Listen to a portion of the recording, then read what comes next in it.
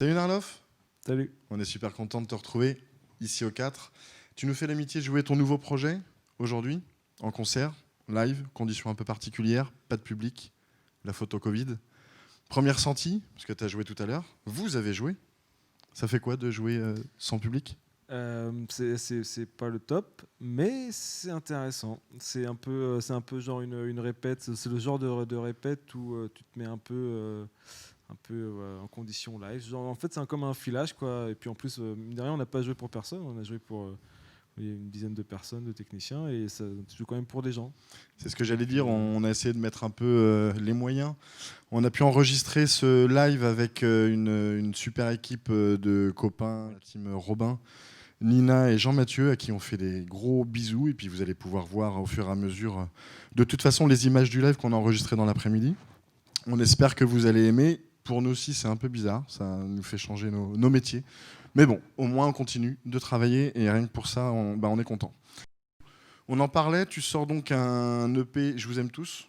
Tu peux nous parler un peu de la genèse de ce projet et puis du boulot aussi avec Atome de C2C, puisque je crois que vous avez quand même bossé un peu ensemble sur pas mal de tracks, a priori. Notamment, on a bossé pas mal, en fait, essentiellement, en fait. Ouais. C'est même le projet, il vient de là, il vient de la rencontre avec Atome.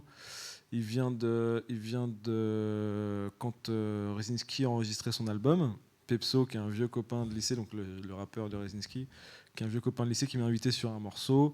Et on s'est retrouvés, donc c'était Atome qui réalisait l'album. On s'est retrouvés donc à Nantes en studio. Et puis Atome a bien aimé ce que j'ai proposé sur le morceau. Et il m'a proposé de participer à son nouveau projet, Parade. Et sur lequel on a fait un morceau, et puis en fait c'était cool, du coup on a fait un deuxième, et puis en fait c'était cool, et on a continué à faire plein de morceaux, et puis donc on faisait des morceaux sans se poser de questions. On s'est dit qu'est-ce qu'on fait, est-ce qu'on va monter un groupe, est-ce qu'on va faire un truc comme ça, et puis en fait lui, son planning ne permettant pas forcément non plus de monter un groupe, le côté aussi très personnel du projet faisait que c'était assez naturel qu'en fait ça devienne un projet qui s'appelle Nerlof, qui était voilà, de par la patte que j'y ai mise et les textes qui sont très personnels, c'était plus cohérent en fait que ça se passe comme ça.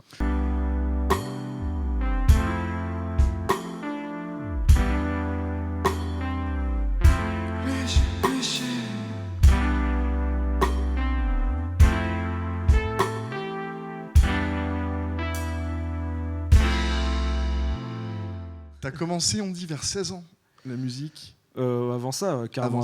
Avant ça, plutôt vers l'âge. Qu'est-ce que tu faisais du coup ? Alors moi, j'ai commencé par... je suis arrivé à la musique par mon cousin qui faisait de la guitare, donc c'était cool. Donc en fait, il m'a fait écouter plein de trucs. Moi, je suis rentré par le métal en fait, dans la musique.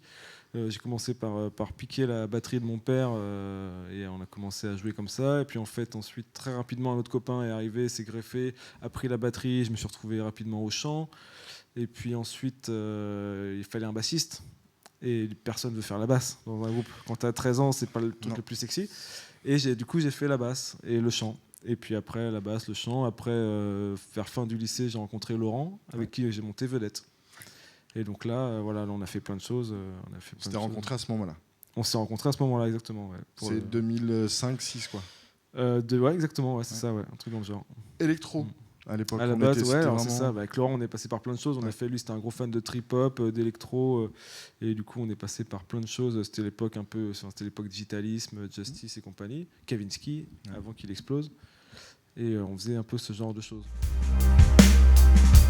Bien sûr, c'est nous les loups, les sauvages et les fous. On est d'accord.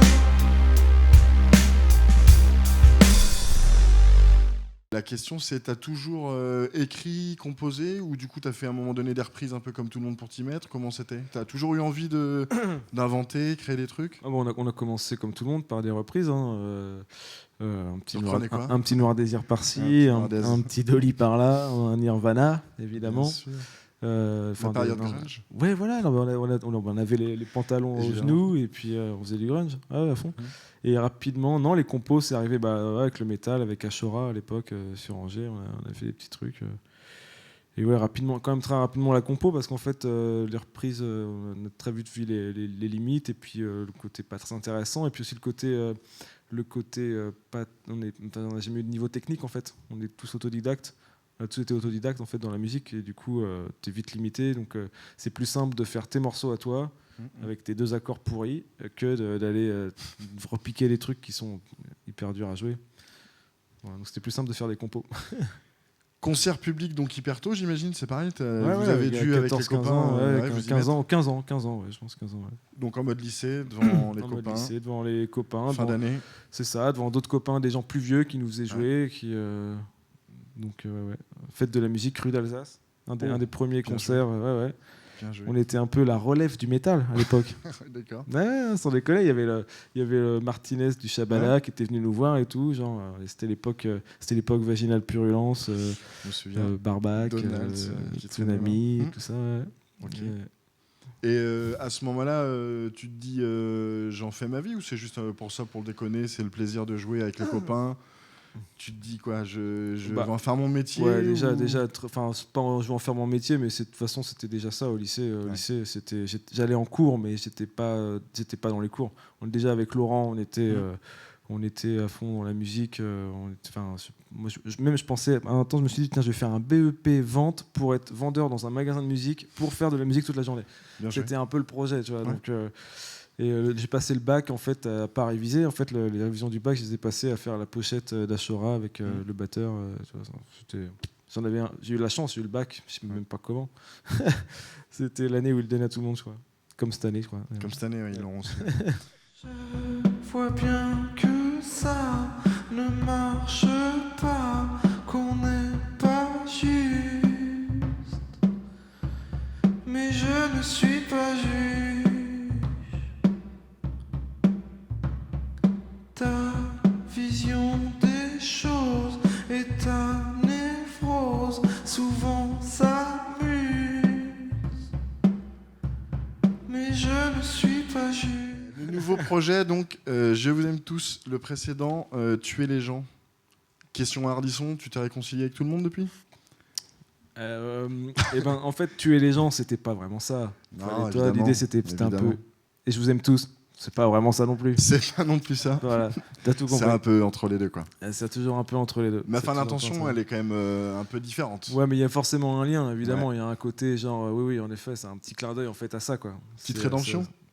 Ouais, c'est non. Non. Non. Je crois, puis de toute façon, plus ça avance et moins j'ai confiance en l'humanité, tu vois bien, évidemment. Bah, c'est compliqué. On en parle justement un peu tout ça. Si je pardonne pas, je tue tout le monde. Ouais. Ça mérite d'être clair. Bah ouais, les gens sont foutus. Le collectif est foutu. Ouais, c'est ça, évidemment. Mais en fait, je dis ça, mais c'est une phrase très simple, c'est très, très bateau en fait, et on pense tous ça. Et, enfin, je veux dire, tu vois bien comment on se comporte dans la rue, en bagnole, dans le bus, je ne sais où. Tu sais, cette envie de tuer quelqu'un qui a rien fait, mais juste qui a eu un petit comportement de merde. Et bon, moi, je suis très sensible au comportement de merde. Et un mec qui jette un mouchoir par terre, si je le pardonne pas, je le flingue. Colère ou amertume? C'est un truc qui est passionnel, ou c'est comme ça en fait? Tu as l'habitude, c'est le lambda, les gens sont ce qu'ils sont. Non, on s'énerve un peu comme ça. Ça me bouffe toujours. Non, ça t'énerve. Ouais, ça m'énerve. Ouais, ça m'énerve. Oh putain, ça m'énerve. Ouais. Mais par contre, vu que je suis non violent, bah je peux pas, tu vois. Et puis je me dis aussi, toi, si je pourrais me faire péter la gueule déjà. C'est le risque. C'est le risque. Bon, tu vois, et en plus de ça, imagine, je lui pète la gueule, je le tue. En prison, c'est de la merde. Ça, c'est nul, ouais. Ah, toi, donc c'est toujours, c'est ça qui est dur, c'est qu'en fait, bah, tu bouffes, tu ronges ton frein, quoi. En fait, j'ai l'impression de passer ma vie à ronger mon frein, mais je pense que tout le monde, en fait, on est tous à ronger notre frein en permanence, quoi. Dire, putain, mais si, c'est la vie. Tu parles de, alors il n'y a pas que ça évidemment, mais dans ce qu'on a écouté, ça parle évidemment quand même d'une société un peu en déliquescence, tout est un peu en dégénérescence. Il n'y a pas trop de gaieté, et en même temps, c'est pas hyper sombre non plus. On est dans quoi? C'est quoi? C'est une espèce de mélancolie amère, de colère calme. Bah, c'est ça, c'est très bien, mais voilà, c'est ça. Je fais la bio. Putain, trop fort. Non, c'est un peu ce que tu ressens. Mais c'est complètement ça, en fait. C'est carrément même. L'autre fois, genre, j'étais en repas de famille, et puis ça vient sur le tapis. Ouais, putain, c'est quand même un peu dark et tout ce que tu fais, c'est un peu sombre, ça va pas, t'es déprimé. Bah non, si ça va, mais bon, enfin, tu vas bien quoi. Et juste après, on se met à parler de trucs affreux qui se passent dans le monde, tu vois, genre la misère dans le monde, je sais pas, les viols en Inde, les machins. Et là, je me dis, donc là, on est en train de parler de ça, et vous comprenez pas pourquoi j'écris les textes comme ça. Tu vois, soit on fait tous l'autruche, et en fait, on en parle, mais en fait, on s'en fout. Soit en fait on le ressent, en fait tout le monde le ressent, donc juste moi je l'écris et j'en fais des chansons et en fait ça me soulage. Mais et en fait ça me bouffe pas la vie, non mais ça me bouffe pas la vie. Hein, c'est pour faire du bien. C'est plus pour faire du bien que pour passer un message politique. Il y a pas de politique, non, il y a pas de politique, c'est juste moi c'est un exutoire, ça me permet d'écrire ça en fait. Et même je vais te dire, j'écris pas ça dans les moments les plus dark, hein, j'écris ça dans les moments où je vais bien justement. C'est plutôt que j'engrange les trucs quand c'est dark et puis je les ressors quand ça va bien. Mais tout le monde, enfin je sais pas, on ressent tout ça. En fait moi j'ai juste mon exutoire, c'est pas le sport, c'est pas la bagarre, c'est pas l'alcool, c'est l'écrire les textes où je dis ce genre de choses. Je ne crois plus au karma quand je vois tous ces enfoirés qui ont une meilleure vie que moi. En tout cas a priori, car au fond je sais pas, mais au moins ils ont du fric alors que moi j'en ai pas. Parfois je me dis, change de vie, fais des gosses, des rapides le week-end avec tes amis, plutôt que te droguer avec Arthur Shelby. Si t'as un pote, c'est un pote, c'est un salami. Je vous aime tous.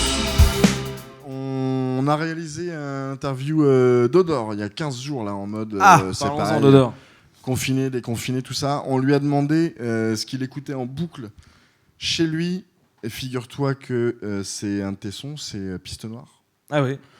Et ma question, du coup, elle est simple. C'est, moi, j'ai l'impression qu'il se passe un truc assez foufou au niveau de la scène locale, où tout le monde collabore avec tout le monde. Il y a de plus en plus. En plus, toi, là, la preuve en est. Hein, tu fais un son avec Zenzile. Voilà, ça bosse avec Stav. On peut en reparler aussi. Il y a un truc qui se joue, j'ai l'impression. Ou alors c'est juste parce que c'est des copains qui se croisent, qui s'aiment bien. Ou c'est quoi, ça dit quelque chose ou Comment tu analyses ça un peu, toi ? Pour moi, ouais, c'est ça. C'est des copains dans les bars. C'est des copains dans les bars. C'est des affinités artistiques. C'est des. Vas-y, on le fait. Ouais, on sait pas ce que ça va donner. Vas-y, on le fait. On verra bien. C'est cool. Enfin, franchement, moi, rester toujours un peu ouvert là-dessus, quoi. De dire, tu fais pas la même musique que moi. J'ai même des a priori sur ta musique. A priori, elle me touche pas, mais vas-y, on essaye de faire un truc et on voit ce que ça donne. Et ça a donné des morceaux avec Odor, avec Stav, ça a fait des morceaux avec Zenzile, tu vois, comme je dis dans le morceau Je vous aime tous, les Français qui font du reggae. Enfin, toi, Zenzile, c'est du dub, mais on n'est pas loin du reggae quand même. Et tu vois, de faire un morceau comme ça, je fais vas-y, c'est parfait, quoi. En fait, c'est parfait. En fait, je trouve ça pour le coup, ça parle bien de ce que je pense et de ce que je suis. Je pense que je peux te dire que j'aime pas les Français qui font du reggae. Et juste après, je vais te faire un morceau de reggae en français. Grave. C'est complètement ce que je pense tout le temps, en fait. Yes. C'est que c'est jamais binaire, jamais tout noir ou tout blanc. Si c'est bon, quoi. Si ça sonne, c'est cool. Est-ce que tu trouves quand même aussi comme moi que, parce que ça fait un peu de temps que tu es dans le milieu du showbiz, dans le game. Il se passe un truc quand même là, au niveau de la scène locale avec des projets de fous partout, des artistes de dingue. On parle de musique, mais on parle aussi de Robin et son équipe en capta vidéo. Enfin, il y a une émulation assez dingue au niveau artistique à Angers. Ouais, est-ce que tu as aussi cette impression que ça décolle, quoi ? Il y a 15 ans, 10-15 ans, c'était un peu plus feutré, un peu plus... Moi, j'ai toujours été hyper attentif à ça et honnêtement, je trouve que en fait, non, je trouve comme avant, quoi. Comme avant, il y a toujours eu, il y en a peut-être de plus en plus, mais il y a toujours eu, enfin pas particulièrement là de cette année ou depuis 2 ans ou depuis... Non, franchement, ça fait 10-15 ans qu'on fait de la musique. Il y a toujours eu toujours en fait. Mais c'est cool, c'est super, faut le garder ça. Et en effet, il y a des nouvelles têtes qui arrivent. Il y a des anciens qui sont toujours là, il y en a qui... Enfin, non, c'est... Pour moi, Angers, c'est un truc... c'est une super ville, je ne me verrais pas habiter ailleurs. Hein. Franchement, je ne me verrais pas habiter à Miami. À Miami.